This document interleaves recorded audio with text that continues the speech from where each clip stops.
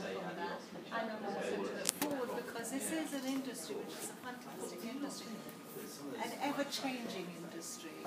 And that means for people like us who want to work in this industry or want to be part of enjoying it, even as the audience, because sometimes we forget that not only are we people who work in the industry, but actually we enjoy the content and we have viewers as well, listeners, that we can actually, that we understand the industry better. Hopefully the way we'll talk today, we'll be able to find out a bit more about that. So when I started, I think how I got into the BBC is probably from talking to lots of women especially, I find is that by accident. I don't know, I always say I would never ever have got into the BBC if I had applied for a job.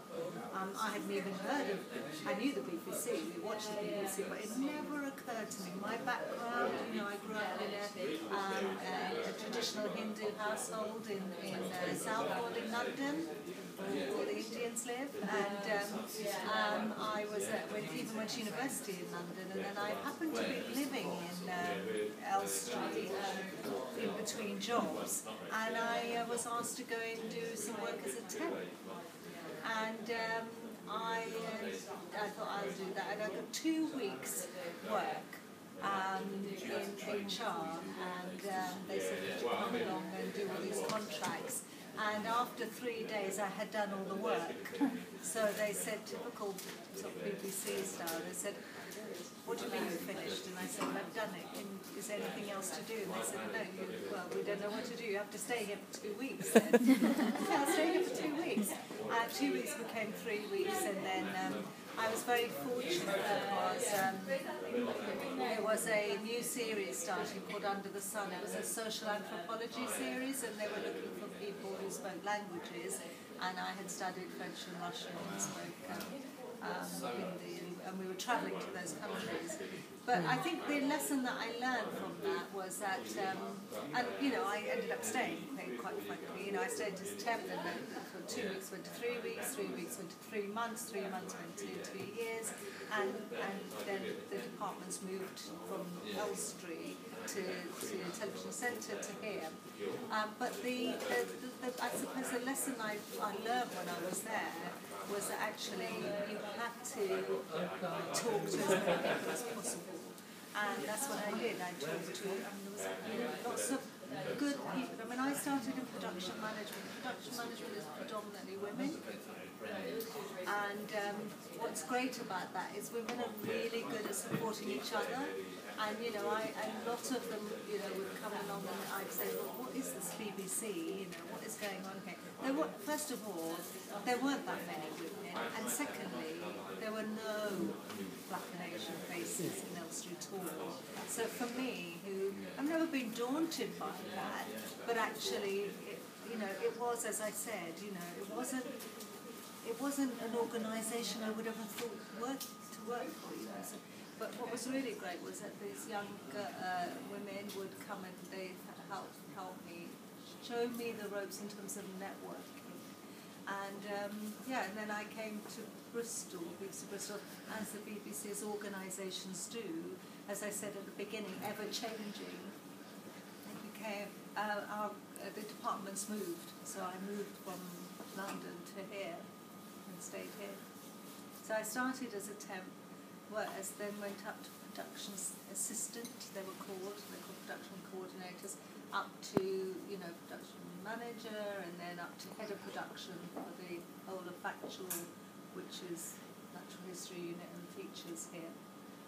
So quite an incredible start. Now, Laura, I'm going to put you on the hot spot, if you don't mind, because obviously I know that you are also really experienced at interviewing. I don't know if you can, if you want to, if you don't, it's fine. I know you're leaving early, which is why I wanted to ask you next. What would be your key bit of advice if you give to someone who was for an interview? Yeah, sorry. Rewind. Yeah.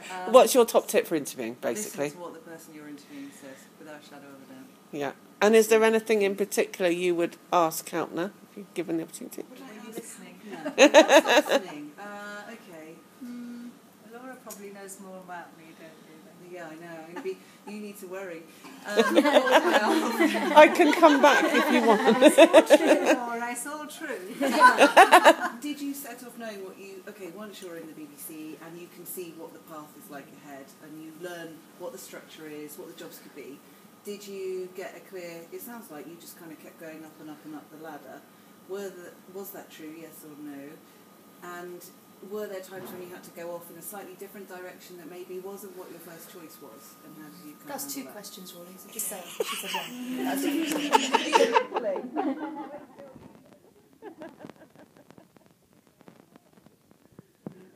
At all, and you know, remember that time the BBC had 20,000 employees and a huge number of departments, and also, I mean, I've written down.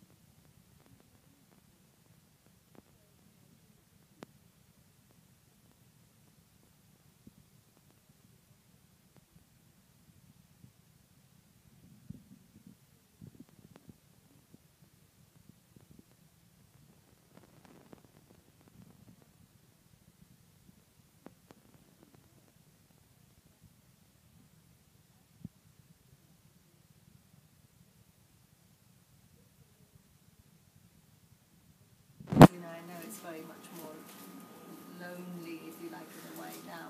So I really enjoyed that. I find it, you know, it's not easy to progress in any organisation, especially a big organisation, because you tend to get a bit swallowed up. And I think sometimes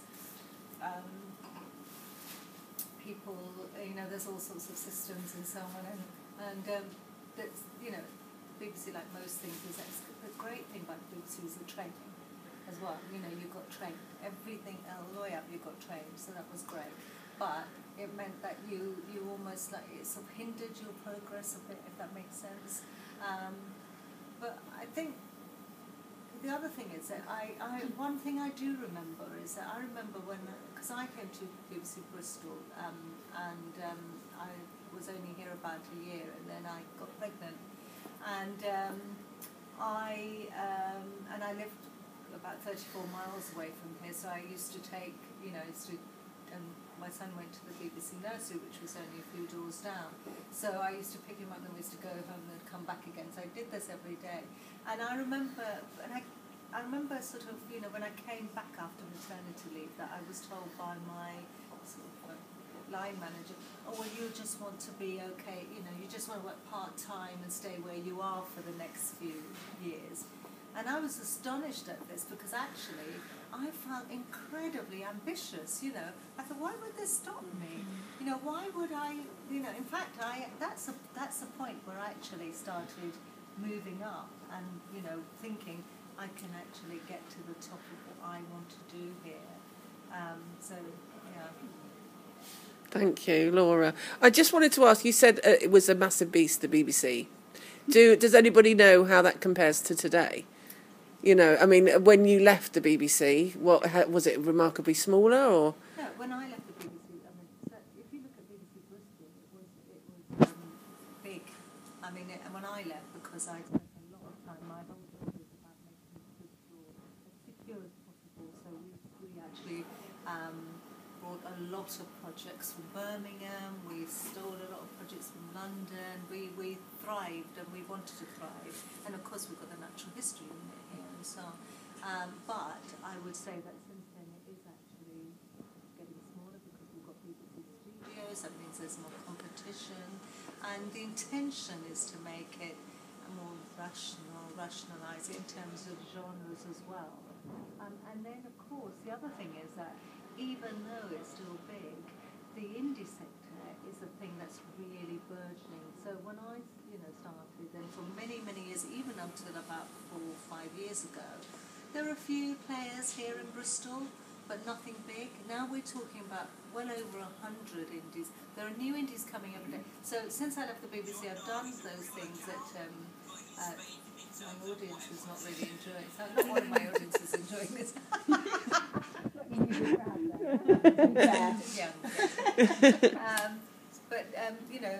And when you say indies, you mean TV, specifically? What, independence, is that what you mean? Yes, I mean independent television. Yeah. It tends to be television. Independent television is growing. So I work for a small, a new independent TV company now, and it's great.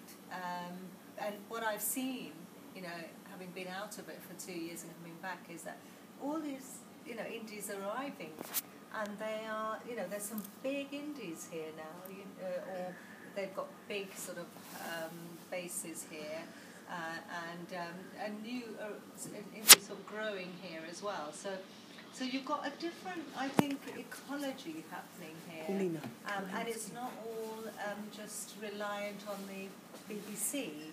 And that's really, really exciting. And I know some of you are in radio and some of you, perhaps not on TV, but I think the potential for crossover is really big because it's all about storytelling, isn't it?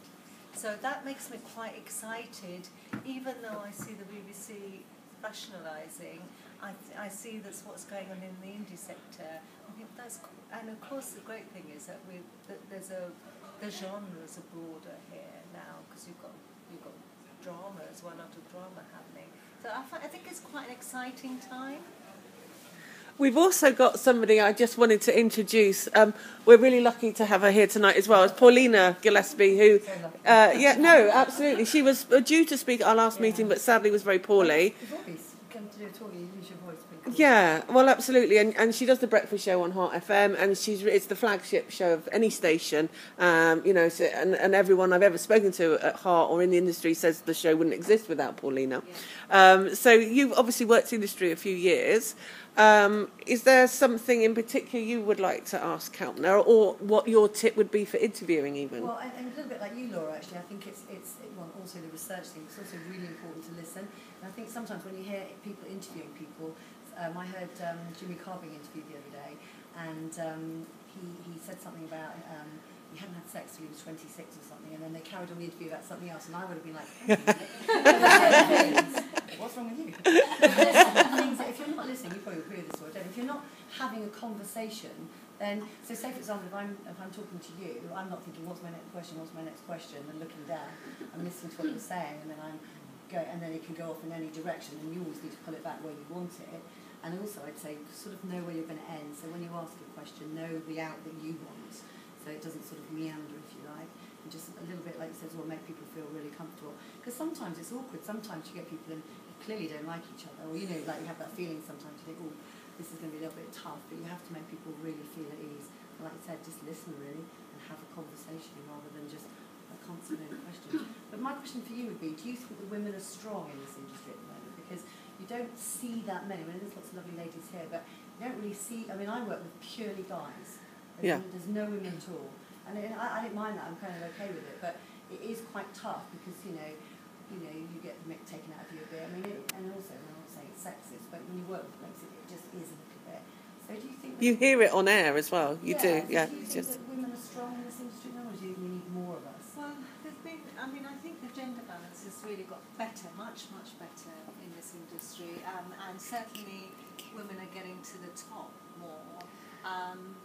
But I think what we've got to work hard as well at it. I mean, I think I don't think it's still that easy. I think we still have to always stake our sort of space, and I think I think it's as hard as any other industry, really. What's interesting is that we pride ourselves a lot on the programs that we make. We make a lot of programs about equality and fairness and and society, all the things that are wrong in us, but we don't always reflect on how we behave. And so I think sometimes we need to, do that more. So I think our industry has got some of those quite a long way to go in that. I think it's easier to get into our industry for women. So there's a lot of women in our industry, but I think for progression is hard, and also for crossover is harder for women. I find too.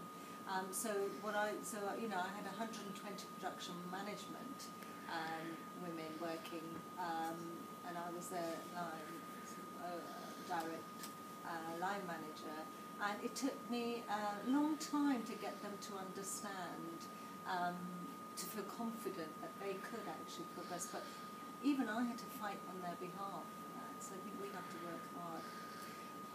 On that, I think it's the other thing is that I think what we in our industry and generally, the thing that I've learned from my experiences, and it took me quite long to learn this too. It's easy for me to sit here, but it took me quite a long time to learn it. And it's interesting you mentioned my award. It was my award that really made me understand this. So I worked in the BBC for 24 years, and it got to the top, and there was a £100 million business here, and there were 500 people, and it was an outsider because I sat on some boards, who came to me and said, "Wow, you're doing an amazing job." And I said, "Oh, really?" And I said, actually, went and said, "Could I interview you?" And she interviewed me. She put me forward for an award. So it wasn't the BBC put me. She put me forward for an award for the media. And I got my award for work in the BBC and the media, but also because I mentored a lot of people and because of my leadership work. But I tell you what, when I sat down and reflected on that, what I understood was that actually, when this person said, "Well, it's amazing what you're doing, and I had to say, it's £100 million. There are 120 women, and actually I work across 4 bases, and I work with the international co-producers." When I wrote all that down, I thought, bloody hell, this is fantastic. And the thing that it taught me that sometimes we underestimate is actually those are skills that apply to any industry at any level within an industry, and we need to tell ourselves that. A man would think about that in any way. They think, they would know those stats. I'm good. They'd flag it and they'd say it. We almost have to tell ourselves that. We have those skills. We need to talk them up, and we need to actually also be confident about that. And we don't even need to think about them just in our industry. I mean, I sit on boards, I sit on the review board. We just got a £1 billion deal from the government, and I sit alongside the chair of the Bristol Airport, the chair of Business West, and so on, and I look at them and I think, actually, I've probably got more experience than you guys in some ways, So I'd say that it is a tough industry still for women. It's better in some ways, but I think we just got to, we've got to keep pushing at it and understand, I think individually understand our collective our individual and collective strengths and use that. Great, thank you. We've only got a few minutes left, but is there anybody that really has a burning question? Sangeeta Dewan's joined us tonight. She's from BCFM Radio and a proud Sound Women member, and many other organisations, freelance as well. If you'd like to ask Kalpna a question, and also what's the top tip for interviewing? Well, I think it's exactly the same thing. Interviewing is about listening, and I have learned it hard way because at the deep end. I do Real Women on BCFM, and with 3 women we sit down and we are dying to speak up and all that, and in the beginning we actually spoke over before even the other women finished, because I'm dying to say something because we all have something to say. Yeah.